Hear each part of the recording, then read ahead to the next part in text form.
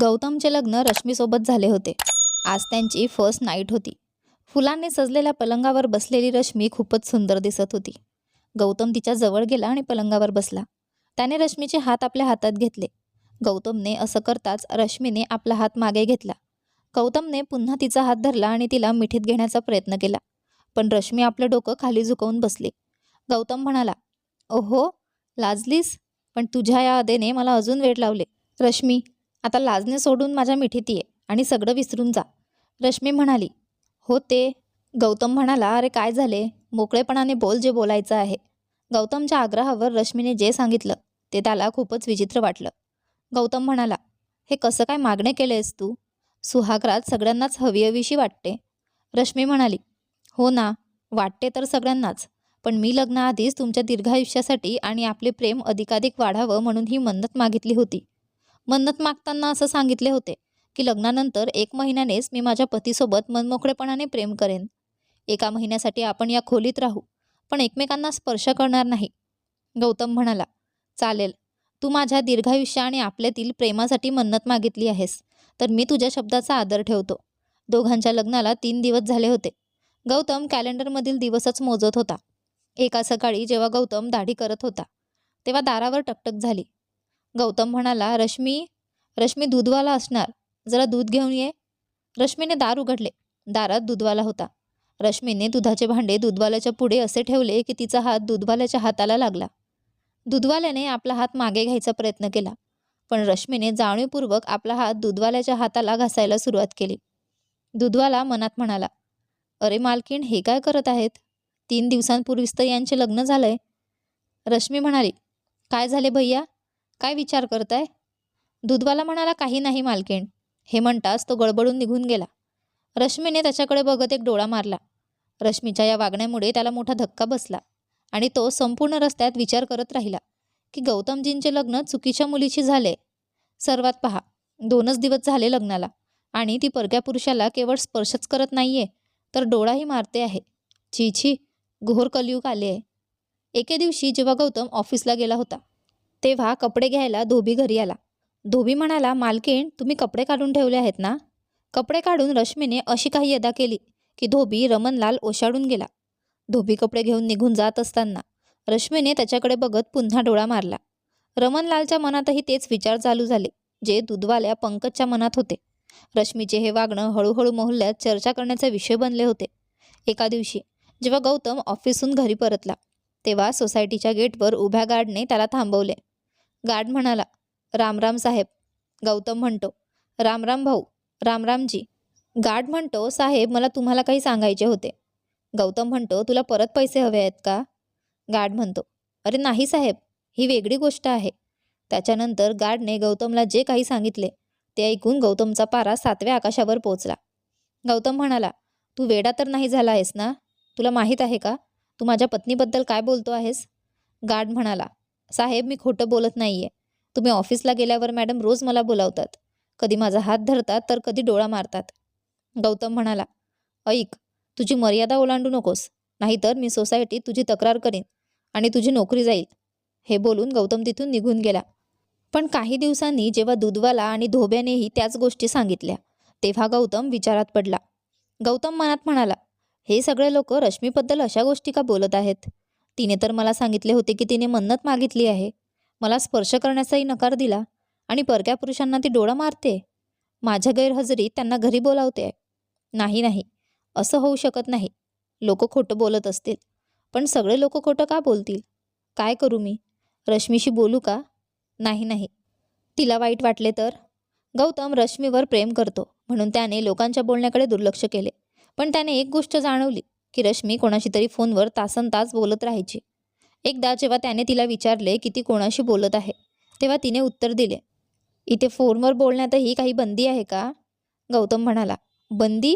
नाही नाही, काही बंदी नाही. रश्मी म्हणाली, मी माझ्या मैत्रिणीशी बोलत होते. तिचे नाव शर्मिला आहे.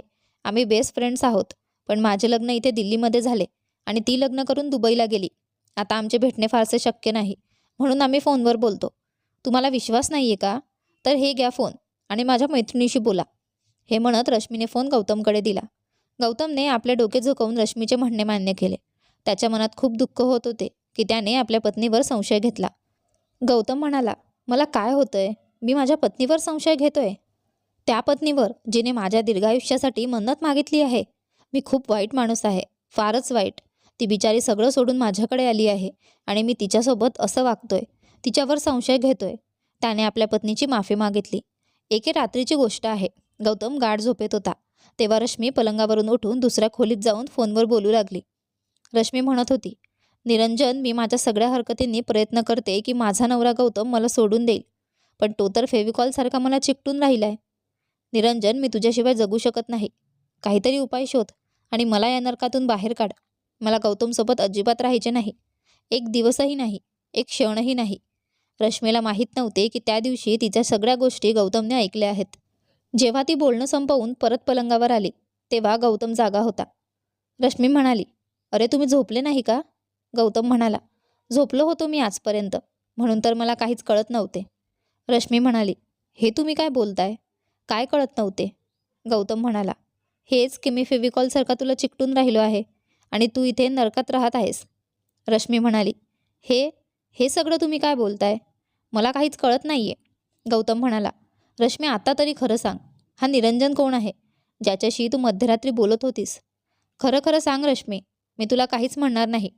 गौतमचे बोलणं ऐकून रश्मी रडू लागली आणि रडत रडत तिने गौतमला सगळं सांगितलं. रश्मी म्हणाली, निरंजन आणि मी एकत्रच शिकत होतो. आम्ही दोघं एकमेकांवर खूप प्रेम करायचो आणि लग्नही करायचे ठरवले होते. पण गौतम म्हणाला, पण काय?